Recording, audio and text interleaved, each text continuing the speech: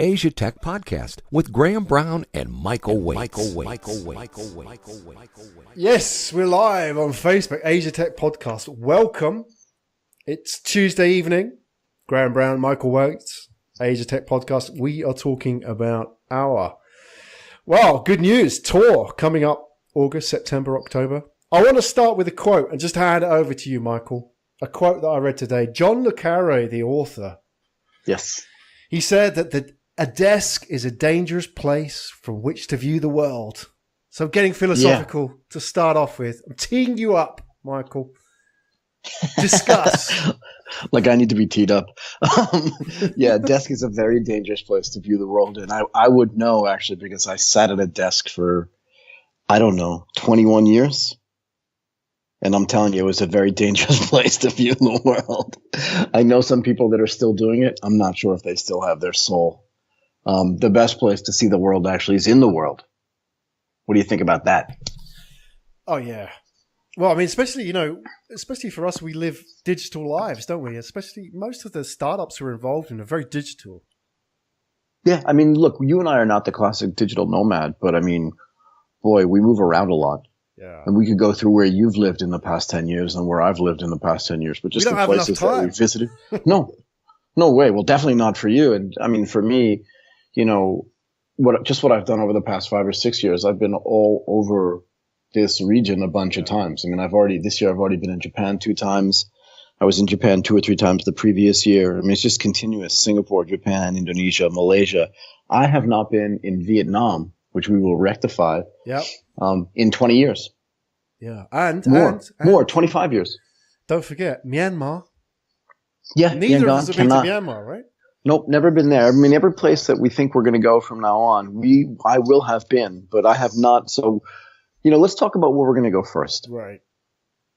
So, where do you want to go first? Start at the top. Where do we want to go first? Well, I think, why have we picked these cities? So we've picked 5 cities as a starting point, but there will be more, right? So why have we picked these cities? What's the rationale behind them? Because we brainstormed these, right? We put a lot of thought into it.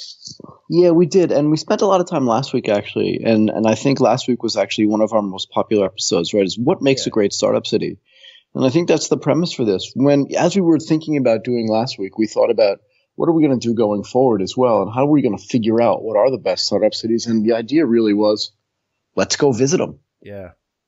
Right. So let's meet the people that are actually there. Let's really find out, we live in specific places, but I think it's incumbent upon us to go to those places, meet the people there that say that they're like the linchpins and the big pieces of the startups ecosystem there. Yeah. And let's go find out what they have to say and what they're doing every day. It's the only way to really experience it, right? We talk about this all the time. You want to learn a language? Go live in that country. Go live where that language is spoken. And I think it's the same thing for figuring out what the tech ecosystem is like. You want to know what it's like in Ho Chi Minh City? Go to Ho Chi Minh. But first, I want to talk about going to Fukuoka. Yeah. Okay. So why do we want to do that? And we talked about this a little bit. Last week, right? I think that was the first or second. I can't remember, right? But if you look at Fukuoka, it's, in Japan, obviously, but it's in Kyushu. So in a secondary island in Japan. But the big thing we talked about last week was, they're trying to do something that's outside of Tokyo. They're trying to do something that's a little bit alternative in a place where maybe everybody's not focusing. Maybe it's as a test for the whole country. Maybe not. Maybe the mayor there is just really forward looking. Yeah. And maybe he's saying, you know what, I can do stuff down here that nobody else can do, right? And I think what that means is that we're going to go there. We're going to meet the people there. Hopefully we'll meet Takashima-san, right? He's the mayor. I think he's been the mayor since he was 36 years old. He's now 42 or 43. I don't remember, but that's young in Japan. He's a young guy in Japan. Yeah, exactly. Really young in Japan. And for those of you that haven't been to Fukuoka, right, it's right at the top of Kyushu. It's part of like a big ken that's there. Hakata really is the name of the city. But what they're doing there it's really impressive, right? I think we mentioned last week that they're trying to change the way people look at Japan as a place to do startups, right? So what's been hard? People always talk, I live in Bangkok, and people always talk about Southeast Asia. It's hard to get stuff done here, right? Like it's not friendly to foreigners, which we can argue about that later, right? We can talk about it because I don't necessarily agree with that. But Japan historically has been very difficult for foreigners all the way back to Admiral Perry and the black ships that landed Can't believe we got there already. But all that stuff, it was just been historically very hard, right, for foreigners to succeed and to get into Japan. And I think what Fukuoka has said is, look, there's a startup revolution going on in the world. Let's have that revolution start here in Japan. And I think if you go into Tokyo, you'll find, again, we talked about this a little bit last week, there are so many other kind of alternative places to work, whether it's insurance or finance or Toyota or manufacturing and all these, engineering companies there. It's hard to get people's attention, but if you're in Fukuoka, maybe there's not as much industry there. You've got to go to, a little bit further north into Aichiken where Toyota's based. But the point is that they're building an entire ecosystem down there. Foreigners are there, Japanese people are there. And like I said, you've got a young mayor there who's giving people visas, right? So very similar to what you do in Thailand. And we'll get to Bangkok later in the show. But, giving foreigners visas. If you hire a couple of Japanese people, if you invest a certain amount of money in this country, we'll let you stay here for 2 years or 3 years or however long it is. And I bet you're seeing a lot more foreigners graduate from their sort of study abroad programs and say, I like it here. Yeah. I don't want to necessarily live in like the biggest city in the world. I mean, Tokyo's not the biggest, but it's probably in the top 10. But I do want to live in a city. And, the great thing about Fukuoka is it's like close to the ocean, but close to the mountains. It's near hot springs. There's a lot of stuff you can do there. And because it's not Tokyo, maybe the focus isn't on you so much. But boy, you have access to the entire Japanese market. And with the sort of concessions that the government there is making, we don't know. We're going to go. We're going to find out, right? Right. I mean, isn't that the whole point? Right. So I'm looking. Exactly. I want to find out what Tom Brook is up to. I really want to know what Curate does. I want to talk to him face to face and find out what that means, right? I want to talk to Kuwahara-san and find out what is do-re-meing. That's like a great Japanese name for a company. It's kind of English, kind of not English. Yeah, it's like a gerund, but not really a gerund. This is the kind of thing I want to find out. But I also want to go like, there's a golf company that's being built there. There's a whole bunch of stuff, even venture capital, right? So I want to go down there and talk to these people. I want them to become part of our community. I want them to become part of this sort of regional sort of Asian startup community. And I want to give Fukuoka a way to connect, not just to Southeast Asia, to the rest of the world. But the only way to do that is to do what? That's to go there and meet these people. You can't do it online, can you? You got to go meet face to face. And the whole thing's it's just an interesting experiment, isn't it? I mean, experiment is the word really here, isn't it? I know that's sort of it's such a lean startup thing, but what they're doing out there, and as you explained in the introduction, the geography of Fukuoka is kind of important as well. I mean, it's kind of closer. I don't know. I mean, maybe somebody can put us in the right position here, but I think it's closer to Korea than it is to Tokyo, right? So, well, if you go to the southwestern part of Kyushu, it's definitely closer to Asia than it is to Tokyo, for sure. So mentality-wise, there's a bit of that, isn't there? Because they're so far away from the capital. It's a challenger brand, so to speak. If you think about all these cities, they have to kind of get out there and they have to kind of set out their stall and attract entrepreneurs and talent. They're the challenger brand, right? Yeah, and look, to be fair, I sat with somebody after you and I started talking about this at the end of last week's broadcast. I sat with a few people this week and I said, look, I'm thinking about going to Fukuoka to do, and they were like, what? Wow. And I want that to be the last time I hear that as the answer to that question. Were they surprised? Well, they didn't know what it was. Right, so okay. They'd never heard of it. They'd never heard of it. And, if I'd said Tokyo, they would have heard of that. And maybe if I had said like Nagasaki, they would have heard of that. But for all the wrong reasons. Hiroshima, maybe because of the atomic bombs. But still, Fukuoka is a big, vibrant city. Yeah. And, again, most people don't know this, but around the rivers that are there that sort of cut through the city, there's a great little area, right, where, there are great restaurants and great bars and all this other kind of stuff. But it should be a great place for young people to settle outside of Tokyo, but still has some city, great food. And like I said, great access to beaches and stuff like that, but still close to Asia too. Right. So for my money, I want to go there and see, why are these people, why does Hashimoto-san start New Lab in Kyushu? Yeah. Why is he in Fukuoka? Is he from there? And even if he is, why didn't he go to Tokyo? right? And why are the foreigners there? And I think this is the thing that we want to answer when we go to all of the cities, right? So here's the idea. The idea is, I don't know, take 6 weeks. Yep. Take 8 weeks, but let's go on the road, right? And let's ask everybody that's listening as well. Are you in Fukuoka? Contact us. Let us know what's going on there. Let us know the right place to broadcast. Let us know the best co-working spaces, the best coffee shops, the best, Mexican restaurants. What is it? You mentioned Mexican restaurants last time. You got to think for that. I mean, Mexican restaurants in Fukuoka, you really are going long, aren't you? I'm taking you there. I'm taking you there. You know what? I'll put you this way. All right, go on. Put it this way first. No, let me put you this way. There's a Mexican, and I keep saying this because I want to talk about it. There's a Mexican restaurant in Fukuoka that's out of this world. Why is that? It's because the woman that founded it, her father, I believe, right? So the grandfather of the daughters, yeah, but the woman who founded it, her father was the ambassador to Mexico. She was born in Mexico. This is like Mexican food. Authentic. She was born there. She grew up in Mexican food. Like, I believe her daughters were born there as well. And I was sitting there once years ago and I said, I came back here from Tokyo just for the tacos. She got mad. No, she got really mad. And if anybody's in Fukuoka, they'll know exactly who I'm talking about. She's like, this is not a taco restaurant. Oh, wow. This is Mexican food. So when I slap your wrist, Michael. But I want to be able to know as much about the startup scene there as I know about the food scene. Hey, you made a really interesting point off air, and I want to share it with the listeners because I think it is so important. And I'd never really thought of this myself, but the way you put it made sense, and it kind of puts everything we're doing into context here. Tell me. You said about, if everything was based on what it should be on paper, I'm sort of paraphrasing what you said. Right? Yeah. If everything was based on what it should be on paper. So, the big city, where the money is, then the startup scene in America would be in New York. But it ain't. Yeah. It's out in California, which is like geographically as far from New York as you can get, right? Southwest California sort of thing, LA or San Francisco. So, something's going on there. And I know there's a lot being written about what makes startup scenes.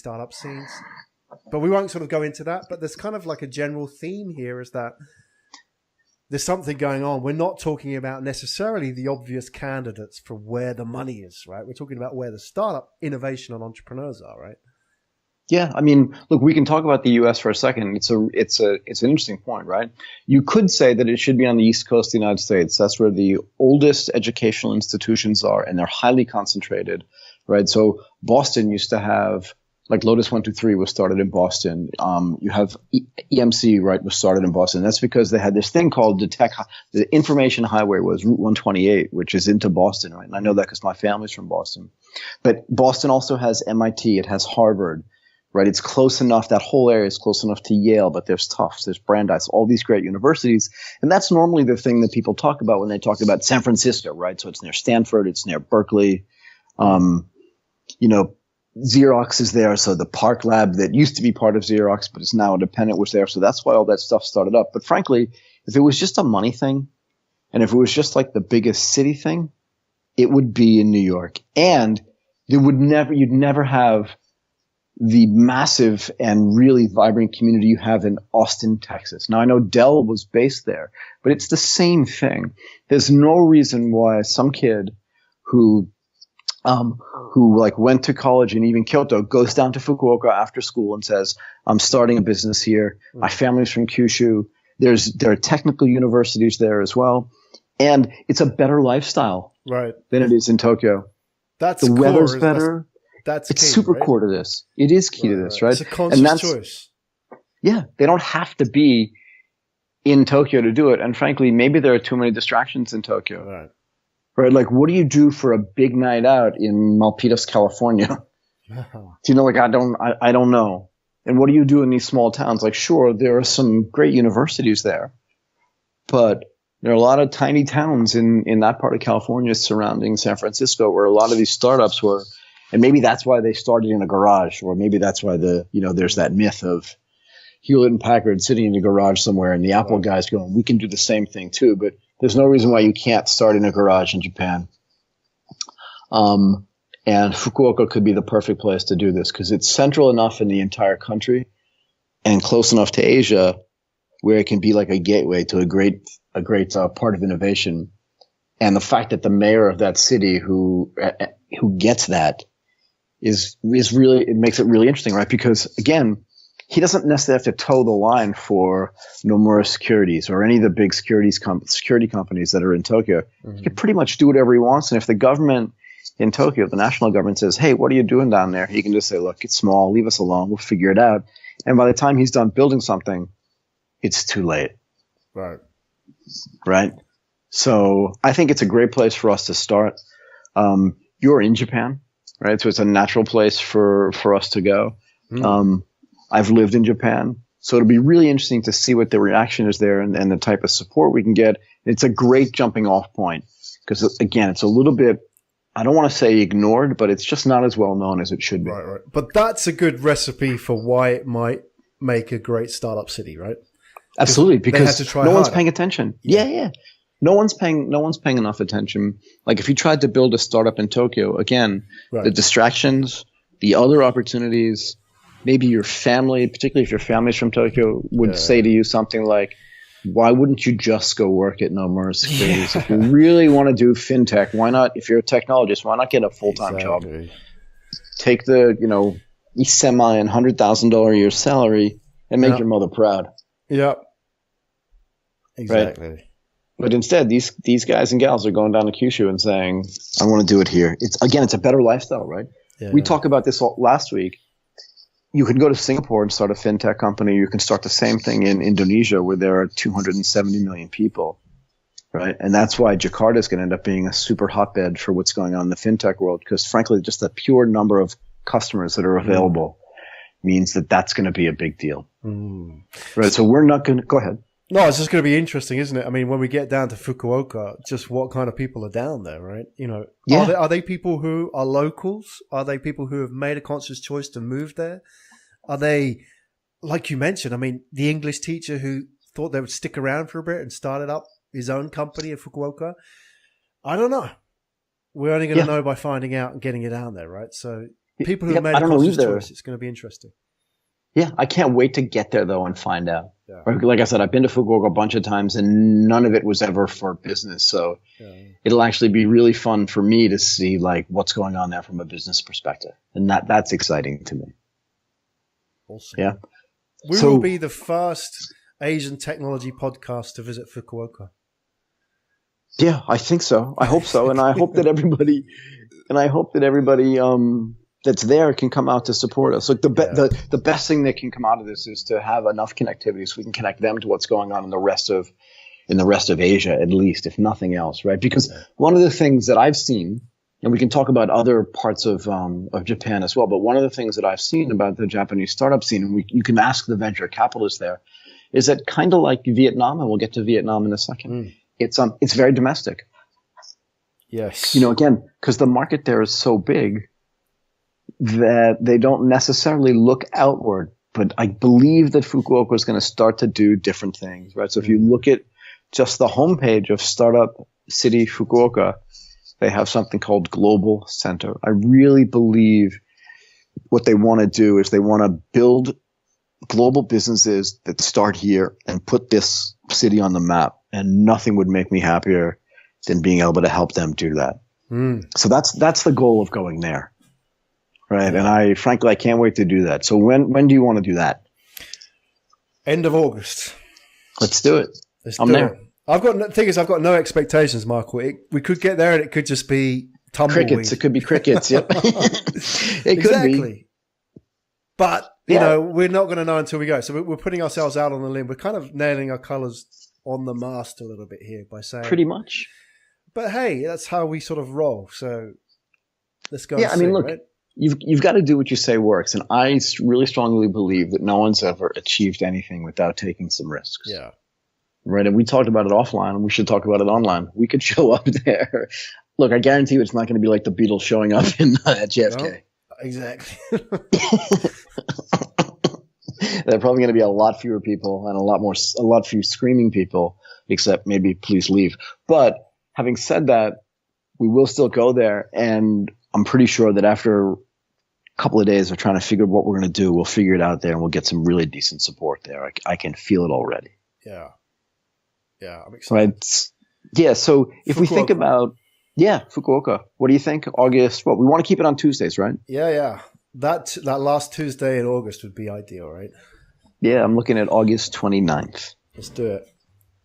Yeah, let's do it. And all we really need is a couple of people to help support it and a place to sit with a few microphones and a little bit of like good acoustics and as many people can sit there as possibly can.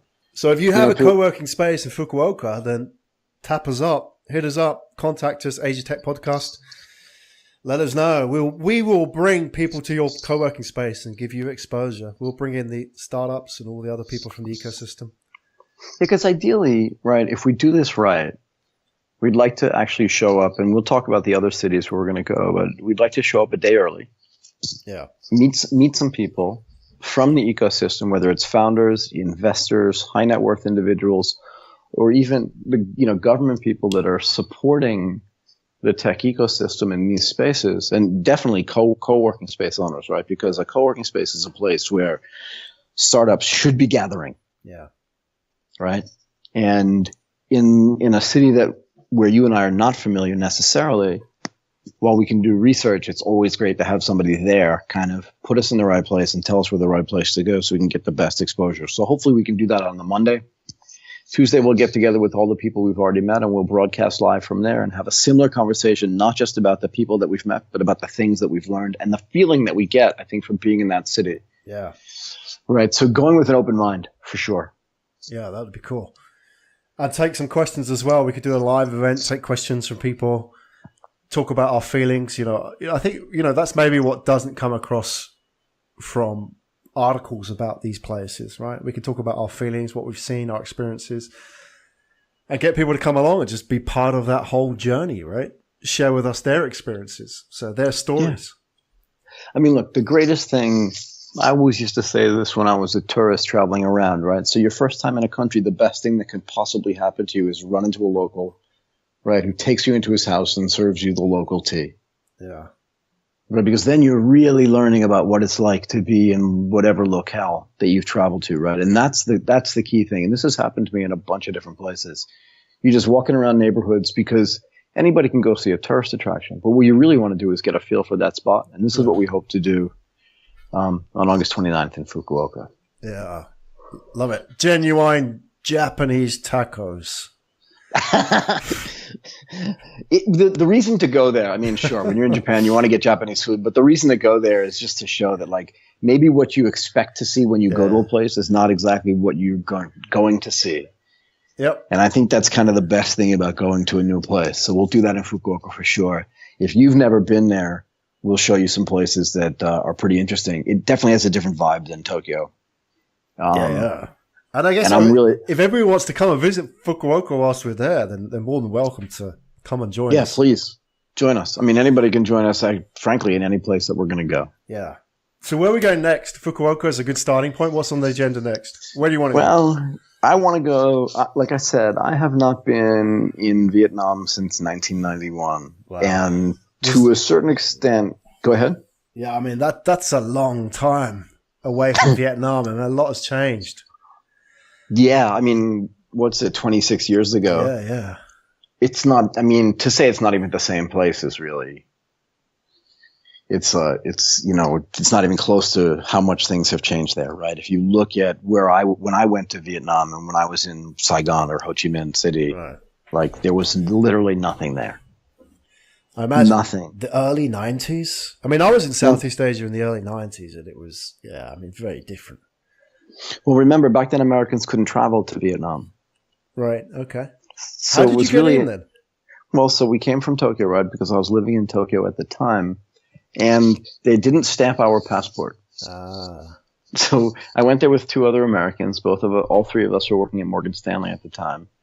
And when we entered the country, they basically taped a piece of paper into our passport, stapled it, right? Stamped that.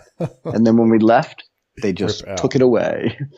They just took it away. So getting back into Japan was actually quite interesting. Where were you? Vietnam? Sure. Where's your stamp? But anyway, so in the ensuing, and it's really embarrassing for me that I haven't been back because I don't know for sure. I'm kind of just making this up, but the flight from Bangkok to Ho Chi Minh, what is it? An hour? Yeah. An hour and a half? It's one of those things, isn't it? Because it is just an hour, it's always there. Yeah. I mean, I've been here for 6 years and, every year I just say, oh, sure, this is the year I'm going to go to Vietnam. And when I was there, so think about this, we drove from Ho Chi Minh City up to Hue. I'm sure I'm mispronouncing that at some level. We drove to Da Nang and to Hue and all these places, and then we flew up to Hanoi. And then actually we drove from Hanoi, am I getting this right, to Ha Long Bay, which was a 3-hour drive? I can't remember actually back in the day. But like when, highways, there were no highways. It was like the first time I was in Thailand back in 1998. I drove from Bangkok to Chiang Mai. Right. Wow. And there were no highways. That was just insane. But anyway, so Ho Chi Minh, I think, is the next place to go. And again, if nothing else, because I'm about as familiar with Ho Chi Minh City as I am with the startup scene in Fukuoka. Now, I know people that live there, right? So I have my friend Bobby Liu lives there, and, Bobby's involved in Topica and the Founders Institute and a whole bunch of stuff there. So I think we could have good hosting when we're there. And there are tons of startups there, right? For sure. Tons. I mean, look, Vina Games is one of the biggest startups that's ever come out of Southeast Asia. It's a very distinct startup scene, though, isn't it? I mean, as you say, like games is one key part of that. Yep.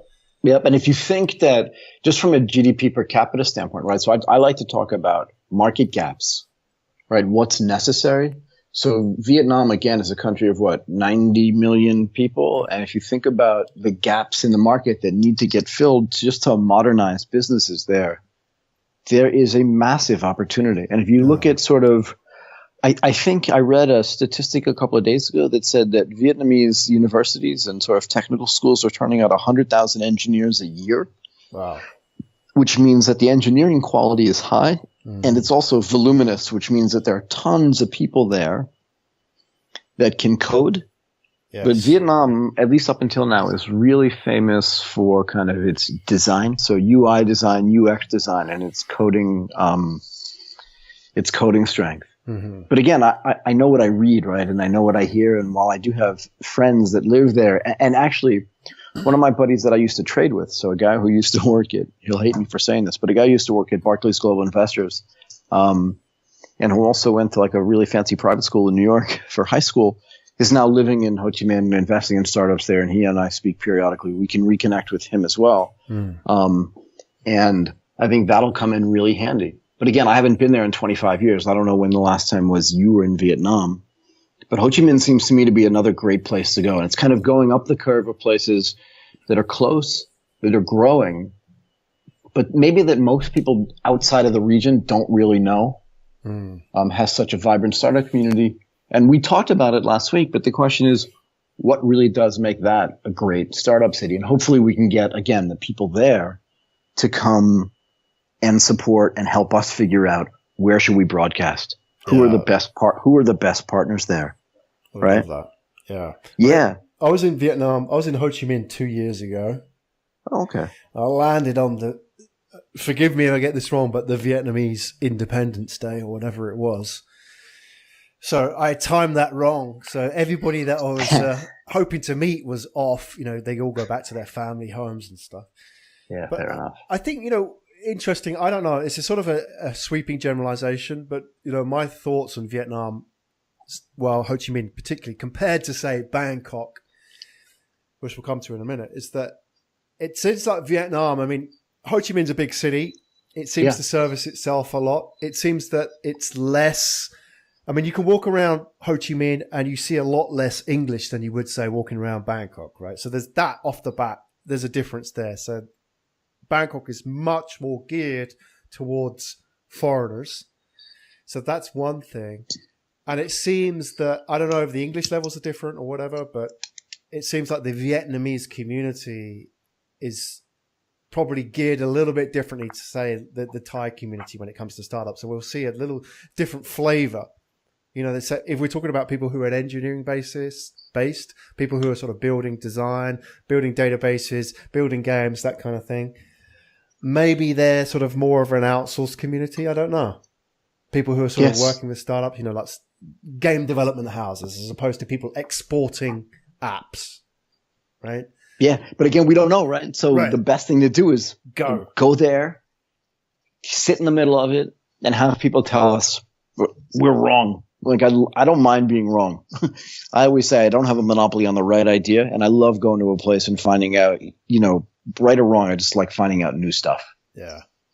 Right, and that's definitely going to happen there. Go ahead, sorry. Well, it certainly is a market that's coming along, right? I mean, you know. Yeah. I mean, the figures that you just rolled out, 90 million. Wow. You know, you think about that that's bigger than Germany in Europe, right? It's bigger than the UK. Exactly. 1.5 times bigger than the UK. So, you know, it's a huge market, and it's, you know, it's got a burgeoning middle class as well. Well, and that's the thing, it's too, got the right? work ethic as well. I mean, maybe different to some of the countries in the region, right? It's got the work ethic. It's a generalization. I'm going to get kicked for that, but that's a generalization. Yeah, but again, that's the reason to go, right? Right. And that's the whole point of this tour is, you know, we think we know what's going on there. And frankly, people that sit outside the region think they know what's going on there too. Yeah. And they have no idea. And Prove the us only way wrong. to do it is to, prove us wrong. I want to be wrong, right? So come and tell me what I don't know, but what I need to know. Come show me the people that I haven't met yet that I need to meet. Come sit with us and ask us questions about where we've come from and why we're there, why we love to go to new places and broadcast the way we do, because that type of stuff actually ends up being quite important. And that's part of the goal of this whole thing, is really to go out, meet the great cities, the great startup cities in Asia. It's not even just Southeast Asia, right? Yeah. I mean, there's a chance we may, you know, change our schedule along the way as people contact us and say, hey, how come you're not coming to my city? Yeah, we're getting that already, aren't we? We are. What are we going to say to those people? Because we don't want to disappoint people. But, you know, we can't. No, well, 52 weeks we on can't the do road. everything. We've got families. Yeah, we can't do everything. But we'll do as much as we can. And frankly, if there's a compelling reason to go someplace, Exactly. we'll go. Yeah. We'll go. Right. So what's another place that very few people know that much about, but it's going to have a huge impact over the next 5 to 10 years? And I think that's Myanmar. Oh, yeah. I'm just so excited about, I mean, when you say the word Myanmar, I mean, Burma to those who are sort of not up with the change, but wow. You know, the history, everything. It just excites me. It tingles me. It does, right? And so I like to say I've never been there. Yeah. But theoretically, that's not true. Right. So in 1998, like I said, I drove from Bangkok up to Chiang Mai, then drove to Chiang Rai, and then drove to the border of Myanmar. And this is when Myanmar was in, let's just say, very difficult shape, run by a military government. And it wasn't really friendly with anybody in the world. It wasn't even that it was just unfriendly with its border mates, right, with Laos and with Thailand.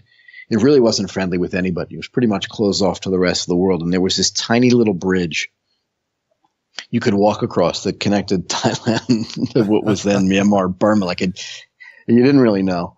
And I remember walking to the edge and just thinking, do I really want to do this? Right? Do I really want to go into a place where I don't know what's going to happen to me when I get there? And I won't forget, right? Because the border guards literally took your passport and they kept it. Oh, dear. Yeah, so it made me very uncomfortable, right? No stamp, no nothing. They just kind of looked at your passport, looked at you, looked at your passport, looked at you. And I didn't even know back then. Did it benefit me to be an American citizen? Was it better not to be an American citizen? I didn't have a choice, but the question really was, did I want to be in a country that was unfriendly to everybody without my passport because I had to give it to the border guy? And those guys were standing there with automatic weapons as well. Anyway, the weird thing was you'd walk over and they let you kind of walk around this little part of town that was supposed to be, what's it called? The model part of the town. Right. Where you walk, this is to show the foreigners. Right. We're not paupers, right? Yeah. Yeah, we've got North Coca-Cola, Korea, okay, kind of thing. And I remember walking across and there was a convenience store. It wasn't a 7-Eleven, maybe it was a 610. You know what I mean? It was a convenience store. I have no idea what it was called. And it had pretty bare shelves, but it did have Coke, and maybe it had some cup of noodles or something. I don't remember what was there, but that was their way of saying, look, what you read in the news is not correct. This is a vibrant, well-developed society, run by a friendly government, and just leave us alone and please go back over the river. And was it worth it? Were you happy? Was that everything you expected it to be? Your I don't think foray into Burma? I don't think in that point, up until that point, I'd ever been that afraid. and I think that's more a comment on. It was a military junta though at the time, right? It was. I mean, it's only recently become a democracy, quote unquote, but back then it was a military dictatorship, right?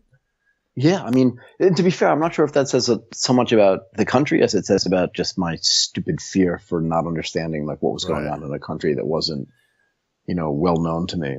But we're going back on different terms now.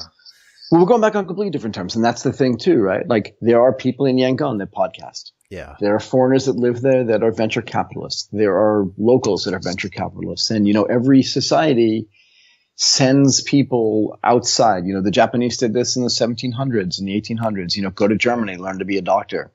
Go to the UK and learn how to speak English.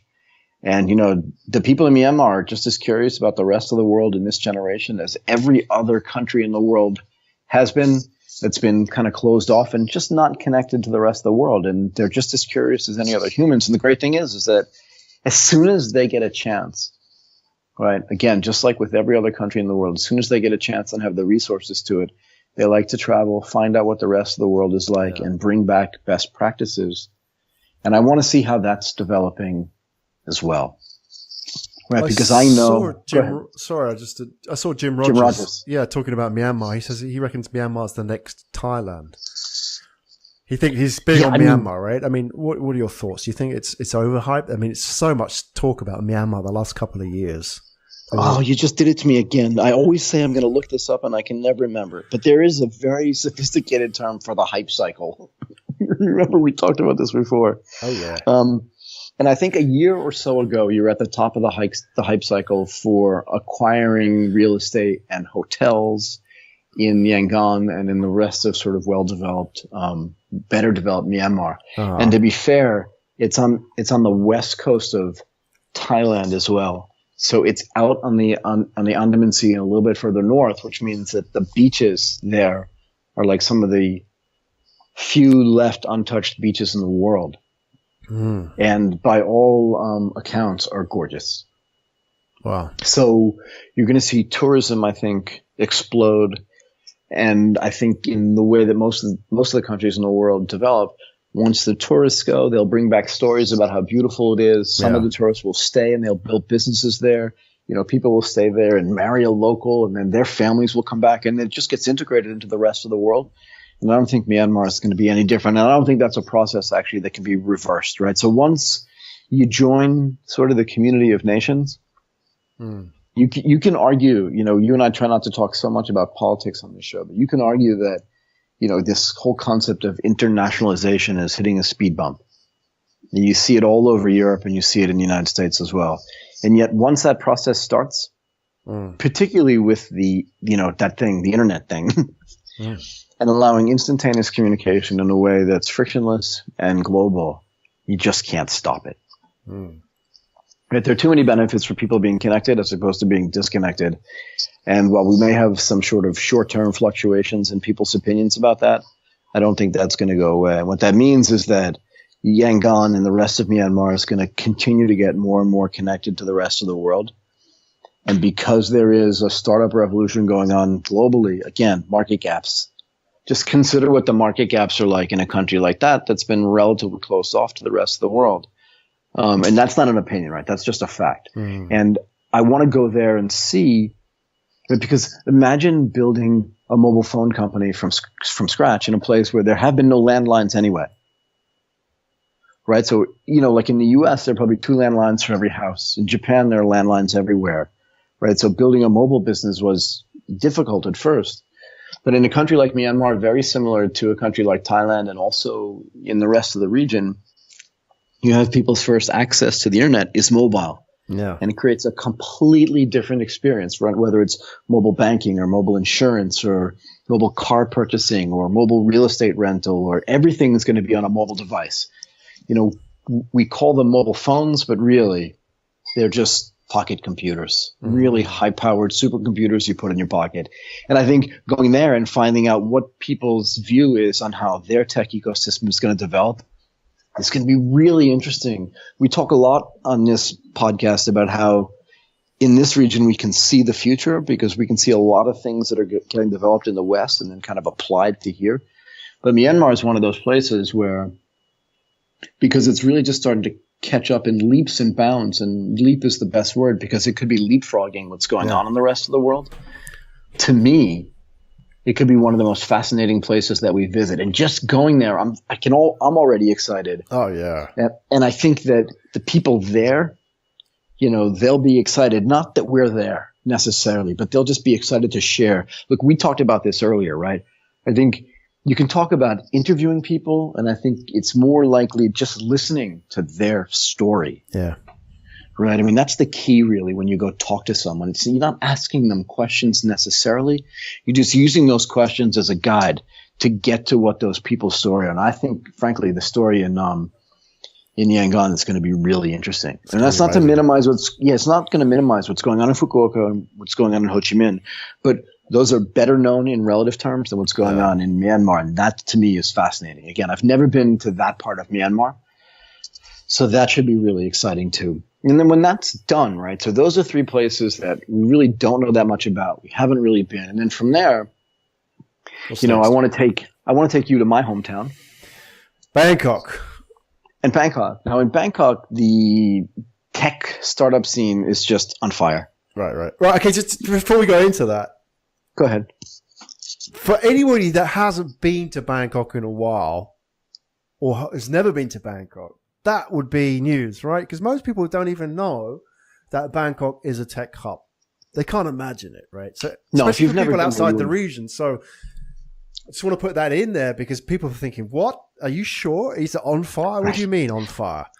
Right. So I say it like it's obvious because to you and to me, it's pretty obvious. And again, everything's obvious if you live in the midst of it. But I will say this, okay? And again, I'm never sure if it's a comment on the individual that I'm talking about or the subject, but I remember when I was going to Japan, and that was, 30 years ago or 25 years ago for school. Yeah. And my cousin asked me, like, are they still carrying swords? And, they have their hair tied like samurai. Yep.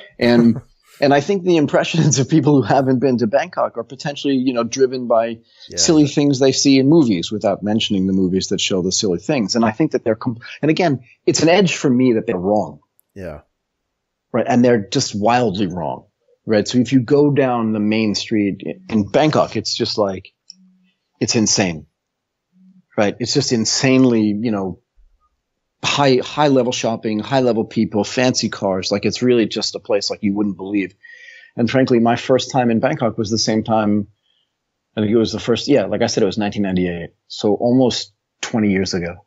And it's just like a different place. Right. And if you come moved here from Tokyo to Bangkok, so it's, you've made a conscious change as well. It's not like you've moved from rural America to Bangkok. You've moved from the biggest city in the world to probably one of the second biggest cities in the world, right? So yeah, and happy to have done it, to be fair. Yeah. Right. I mean, and again, just because the opportunities that we see here and the vibrancy that we see in the startup community is just massive. And it manifests itself, you and I talked about this, right? It manifests itself in every part of the ecosystem. No. In other words, it's investors, it's venture capitalists, it's co-working spaces, which I can name, 4 or 5 off the top of my head, and startups. And you run an entire, whether it's all the stuff that's built by Arden Capital or all the other companies that are built here, whether it's the Uden or all the people that I talk to on a daily basis, what's going on here is nothing short of insane. And, we're having a massive conference. We have probably 2 or 3 very large conferences here every year, if not more sub-conferences. There's just so much going on. If you've not been to Bangkok, the people that are listening that know, right now they're just shrugging their shoulders like, what are you talking about? But the people that don't know are doing the same thing in reverse. Like, what are you talking about? It cannot be like that. But we'll expose that more when you come here, and you'll see. We'll go to the co-working spaces. We'll talk to some of the startup people here, and then we'll broadcast live face to face. And I think that'll be a fascinating story too. If for no other reason, then it'll be your introduction here, which I think will be really, really interesting. Right? Looking forward to that. So, what about the people? Because I mean, if you were to compare, I don't want to sort of get you into trouble here, so we're trying to dance around the subject a little bit here. But I'm a terrible dancer. Let's just shoot from the hip. All right. So if you compare, say, Bangkok and Tokyo, you've lived in both of these cities, you've worked in both of these cities, so you pretty much are qualified to talk about these cities, right? Now, both have co-working spaces, both have VC funds, both have events. They all have that. Both have the connectivity, everything. They check all the boxes. But people-wise, and this is a very sweeping generalization, but I'd like you to make a generalization just so you can get some angry comments on the Twitter for people who maybe object to what we're saying. But I just want to kind of provoke a reaction. But generalization, Bangkok, Tokyo, people, startup entrepreneurs, is there a difference? Yes. So here's the reality. The reality is that Japan, for what it's worth, is a very flat society. Right? Very flat, at least in my mind. And what does that mean? It means that, there's a massive, massive middle class. And while there are super, super rich, there's not the same amount of bifurcation. What that means is that, economic bifurcation. And what that means from my perspective is that from an opportunity perspective, if you are there's no better time, and I say this all the time, there's no better time to be like a Thai teenager or a Thai person like in your 20s. No better time in the history of Thailand except maybe 200 or 300 years ago, because there's just unbridled opportunity. And it's everywhere, right? So it must be what it was like in the United States in the 50s, where there was no better time in the US to be like a teenager or graduating from college, where you just looked around and you didn't have to be the Carnegies or the Mellons or the Rockefellers to succeed. Because prior to that, it probably was more like that, right? And I see very many similarities like that. And what's happened is, because you have these two things coming together, where you have very well-educated middle-class people, but now see a massive opportunity to say, I don't necessarily have to go work for somebody, whether it's a big Thai company or a big multinational corporation. I can start something on my own. And that opportunity means that there's so much energy here. And that's different, at least in my perspective, than what I saw. Now, remember, I left Japan and I left Tokyo. And I left a financial industry that was crumbling in 2011, right? So my view on this is really different. I have been back and forth since, but the feeling and the vibe I get in Bangkok is that it's just opportunity everywhere. It's like, get out of my way. I'm picking this thing and I'm going to run with this as fast and as far as I can. And if that thing fails, I'm going to try again. How's that different to Tokyo? I mean, young teenagers growing up in Tokyo, what are they thinking? Remember, so they have other opportunities, right? Right. And I think what they're thinking is, and remember, you have really strong, let's not sugarcoat this. You have very strong family structures and very conservative societies in both places. Yeah. Right. And it's hard to know that about Bangkok unless you're here. Right. Very conservative. And that's a good comment. That's not a pejorative term, right? Japan is very similar in that sense, right? Very conservative. And yet a conservative Japanese person will not seize that opportunity if they see it, because they're just scared. They've had 20 years of very difficult or longer economic times, and they're scared. And if they can get a job or work in that job, I think they see that as a better opportunity. Whereas a Thai person who's graduating from university now just says, there's just so much opportunity. Give it a go. And I could go work for someone maybe and learn something, but then go do my own thing. And that's why the startup thing here is just, it's competitive in a friendly way. It's hard to explain. But this is a place where, and I'm sure this is true of Indonesia as well, and Vietnam too, right? But I don't know it as viscerally as I know it here. It's the case here that there's this pie that's relatively small. Relatively, yeah, not small. And it's just, instead of people trying to take a piece of that pie, they're just trying to make the edges of the pie bigger. And it's a very different feeling for me. Whereas in Japan, it feels like, the economy has reached its natural size. And if you can take pieces out of it and innovate around that, that's good. But at least in Bangkok, it feels to me like, there's a nice pie here, but we can make this thing bigger. Right. That's going to be interesting to see. Actually, I mean, on the qualitative side, that sort of, comparison. I mean, I live here in Tokyo. What you're talking about, that sort of defensive mindset as opposed to that abundant mindset, whether that actually exists, when you actually get down to the coalface, the front line, and talk to startup people, whether people are actually thinking like that, and how they go about. And we'll do that. We'll go out and do these interviews and do these stories, Michael, and gather those stories, and we'll learn what kind of mindsets these people have in these different cities. That's going to be really interesting. Yeah, and hopefully we'll be able to feel what that really was. And remember, the other thing is that in 1997, there was an Asian financial crisis. That's what we call it, right? Where currencies got beaten up by foreign speculators. And I think that the central banks in this region have actually learned a lot from that. Mm-hmm. And they're not going to let it happen again, which means that now the locals are much more in charge of the development of their own economies. And I think people feel that, right? So that's what I mean when I say there's been no better time. Like if your mother or father had started a business back in, and they sort of suffered from what happened in the late 90s and early 2000s, mm-hmm. You're sitting there, and I think what you're saying is, that's okay. I've seen the struggle. I'm going to overcome that struggle, and I'm going to build something even bigger. That's what I feel. Right? And I remember, I'm not Thai, so I don't know for sure, but that's kind of what I feel. And I feel like that is very different than what I felt when I was in Tokyo. Yeah. Yeah. But you'll see that, and, hopefully you'll have some of the same opinion, but maybe some different opinions as well. Yeah, for sure. I'm looking forward to it. So that's Bangkok. Yep, and then 2 more places, at least for now. Yeah. We have to go to Jakarta. It's the elephant in the room in some ways, just because, again, just like in Bangkok, there are logistical challenges there. We have to figure out what makes that different. How hard is it really to get around? I haven't been in Jakarta in 3 years, right? So I don't know if it's the same as it was, better or worse than it was 3 years ago. And I do have friends there as well, and I know that those people, those guys and gals, can help us set some stuff up. Hopefully. Maybe we broadcast from one of their offices, but whatever it is, we've got weeks and weeks to sort of organize this. We can get in front of them and say, tell us what's different about Jakarta. Besides because I want to know more than just there are 270 million people here. It's going to be big. Yeah. But I'm not so interested in that, right? I mean, it is interesting to a certain extent, but the reason why the U.S. economy is bigger than the European economy, even though the populations are both huge, is different than just there's a big population there. It's a cultural right? There's a lot of cultural, stuff structural, historical, all these things matter, right? Now, I'm not Indonesian either, but I want to go there, and I want people that are there to tell me this is why, Alibaba may invest $500 million in Tokopedia. Yeah. I love Jakarta as a city. I think it's a challenge.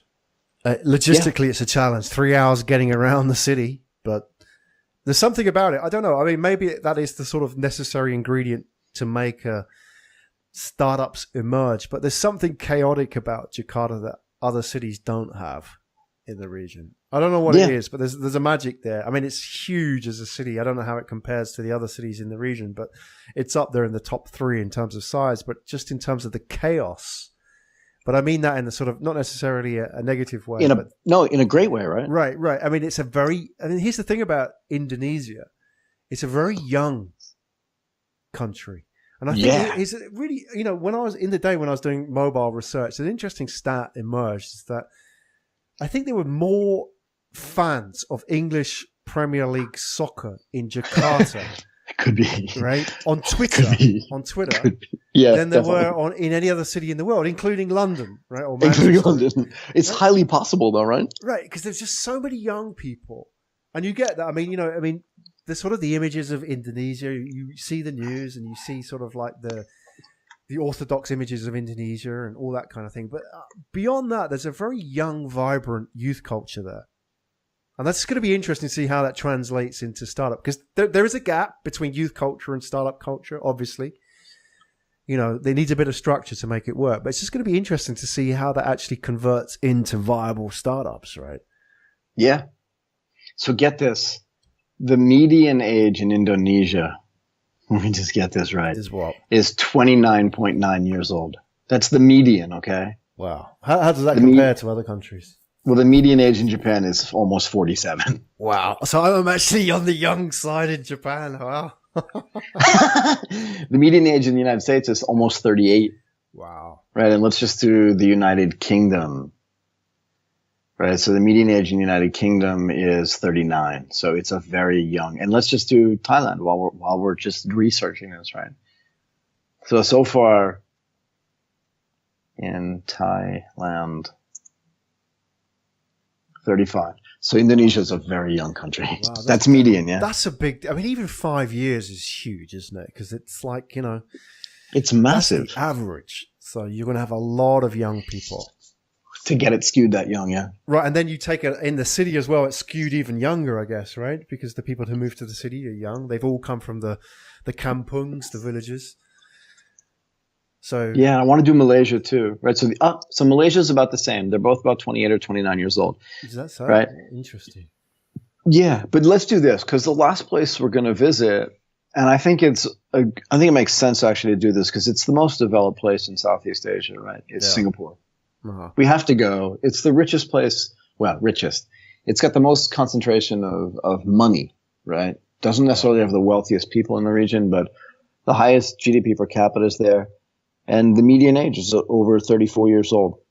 So well older by 6 years than both Indonesia and Malaysia, right? And 5 years older than Thailand. So there's just so much room and so much vibrancy, I think, in these other cities.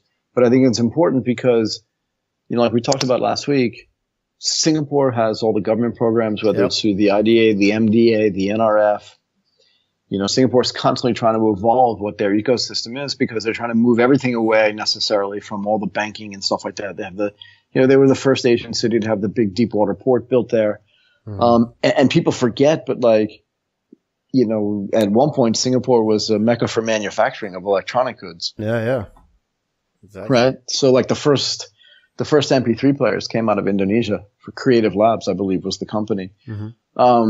But that's all been changed. So now they want to move it to startups, and they've been doing that both in fintech, in gaming. I think Garena was out of Singapore, and some of the media stuff too. But I think it'll be interesting to go there and see the difference. We talked about it last week, but it seems to me that Singapore is like a startup nation. It's a small nation, but it's 5.5 million people. It's all in pretty much one place, and it'll be interesting to see the vibe there. That's how it's different from the rest of the cities that we visit in Asia. Right now, the wild card will be, do we go to China? In the end, we haven't decided that yet, but I think that's a completely different ecosystem, but it may make sense to go. We don't know yet, right? Right. So you've named those 5 cities without six. Did we name 6? Okay. So without committing to, without setting this in stone, throw out a wild card. Name a city without committing us to go there, but just to kind of get people chattering. Where else? Well, in outside of China. Yeah. I would go to Chiang Mai, right? Because there's a sort of vibrant ecosystem up there. Yeah. I would go to Hanoi just to see what's happening there as well. Where else? I'd love to go to Shanghai or even to Shenzhen. Remember, Shenzhen is like I said, it's a mecca for manufacturing, but there must be other things that are growing up around that as wealth gets made there and distributed there. I'd like to go to Hong Kong. People will get mad at me for this, but I think that in the pantheon of great startup cities, that Hong Kong's going to be in the second tier in Southeast Asia. Yeah. And again, especially not when it because comes it's to cryptocurrencies and stuff like that, right? Hong Kong's the place. Yeah. Right?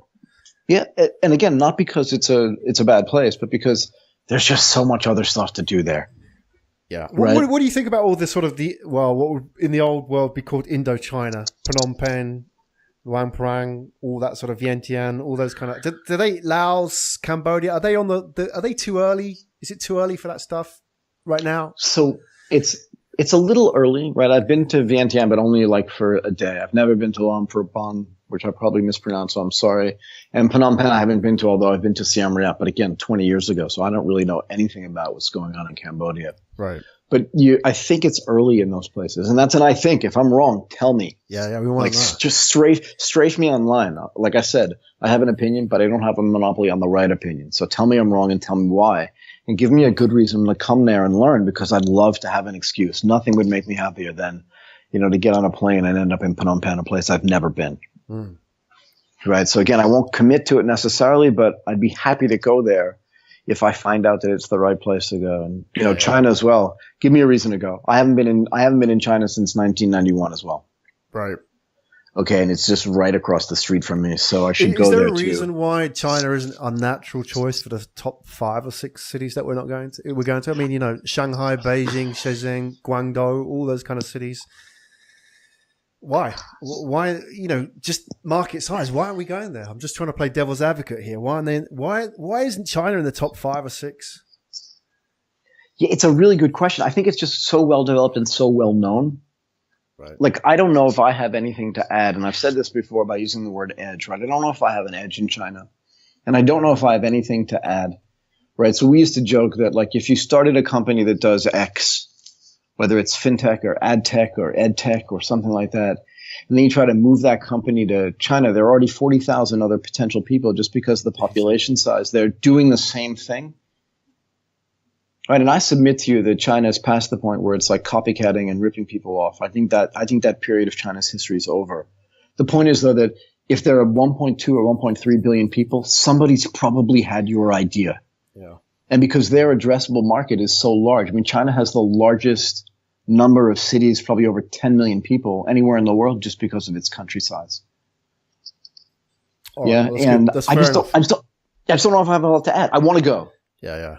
And if somebody makes a compelling reason for us to go, I'm there. we're there. Yeah, exactly. No question about it. Like, I'd love to go there. Like I said, I haven't been back in 20 years. So for me, 25. So I'd love to be there.